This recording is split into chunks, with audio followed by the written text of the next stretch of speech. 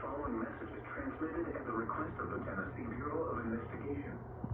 An Amber Alert has been issued on behalf of the Clarksville Police Department for Tyler Hall. Tyler is a 3-year-old white male, 3 feet 6 inches tall, 40 pounds, with blonde hair and blue eyes. Tyler was last seen on June 2nd, 2026 in the area of Reuploading Drive in Clarksville, Tennessee.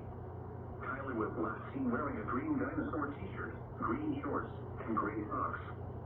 If you have seen Tyler or have information regarding his whereabouts, please contact the Clarksville Police Department at 931-648-0656 or the TBI 1800 TBI FNOC.